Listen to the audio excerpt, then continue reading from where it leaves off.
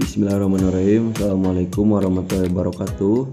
Kami dari kelompok 9 insya Allah akan memaparkan tentang pendidikan seumur hidup atau lifelong education, perspektif mereka belajar saat ini.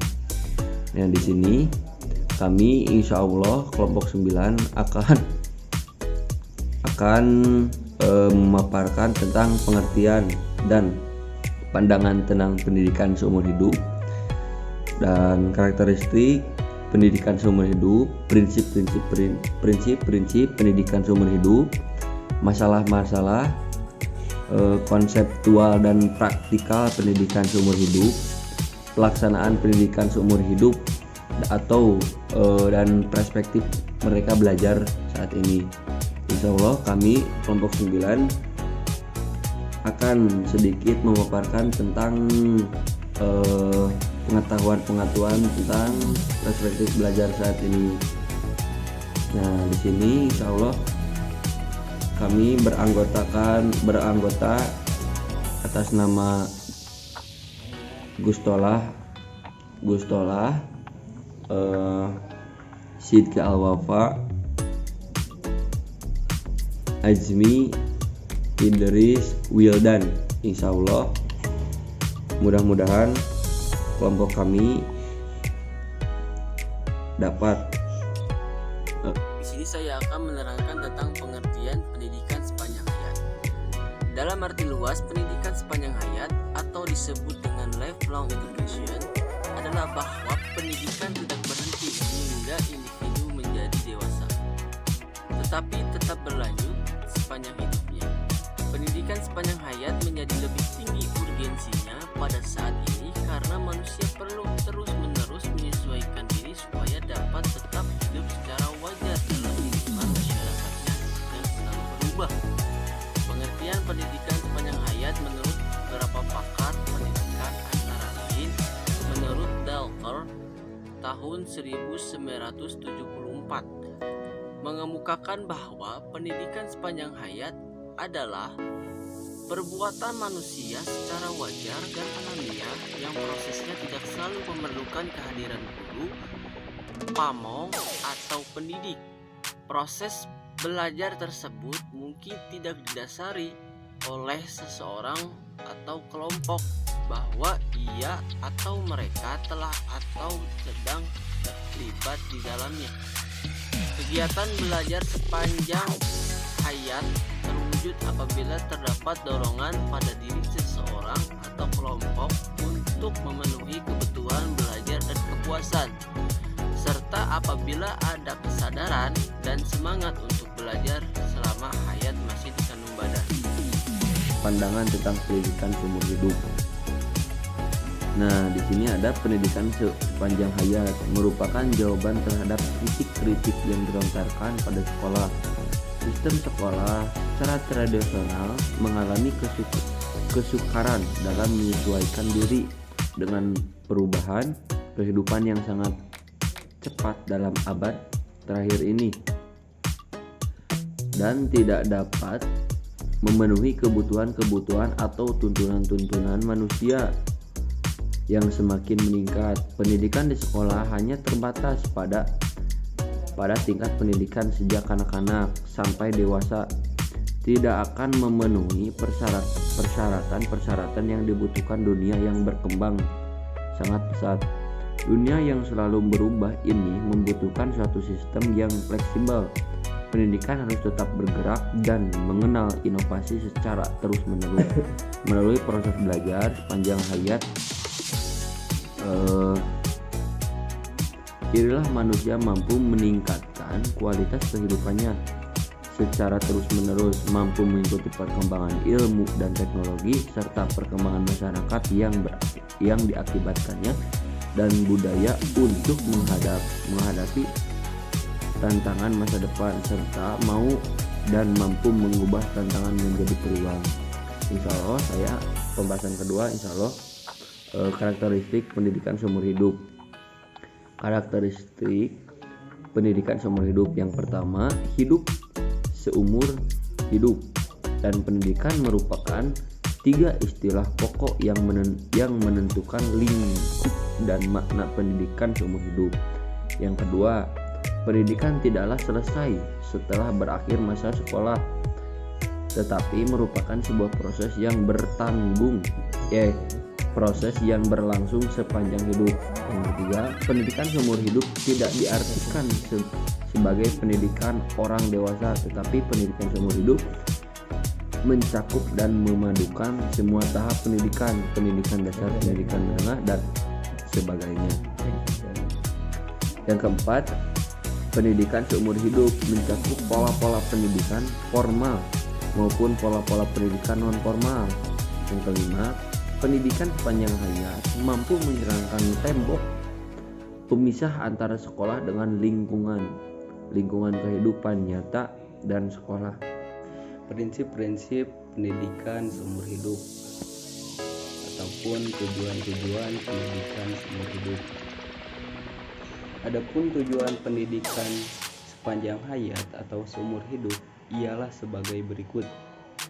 Yang pertama, mengembangkan potensi kepribadian manusia sesuai dengan kandidat atau kodrat dan hakikatnya, yakni seluruh aspek pembawaannya seoptimal mungkin. Dengan demikian, secara potensi keseluruhan, potensi manusia diisi sesuai kebutuhannya agar dapat berkembang secara wajar. Yang kedua, mengembangkan proses pertumbuhan dan perkembangan kepribadian manusia bersifat hidup dan dinamis, maka pendidikan wajar berlangsung selama manusia hidup.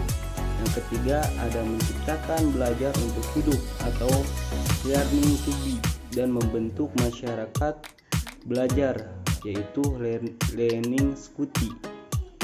Yang keempat, ada sebagai pembelajarannya mandiri atau self learning, yaitu menyesuaikan diri dengan perubahan positif yang terus menerus dan berkembang dalam sepanjang kehidupan manusia dari masyarakat, serta menyiapkan diri guna mencapai kehidupan yang lebih baik di masa yang akan datang. Poin yang kelima, ada membangun seorang untuk meningkatkan produktivitas individu, organisasi, tempat kerja, dan negara. Poin terakhir, ada mampu mengembangkan potensi, pengetahuan, dan keterampilan yang dimilikinya.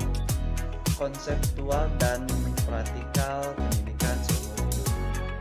Tahapan belajar manusia pada dasarnya terdiri dari dua bagian. Bagian yang pertama ialah proses belajar yang tidak dapat dilihat oleh panca indera, karena proses belajar terjadi dalam pikiran seseorang yang sedang melakukan kegiatan belajar. Proses ini sering disebut dengan proses internal. Bagian yang kedua disebut proses belajar eksternal. Proses ini dapat menunjukkan apakah dalam diri seseorang telah terjadi proses belajar yang ditandai dengan adanya perubahan ke arah yang lebih baik.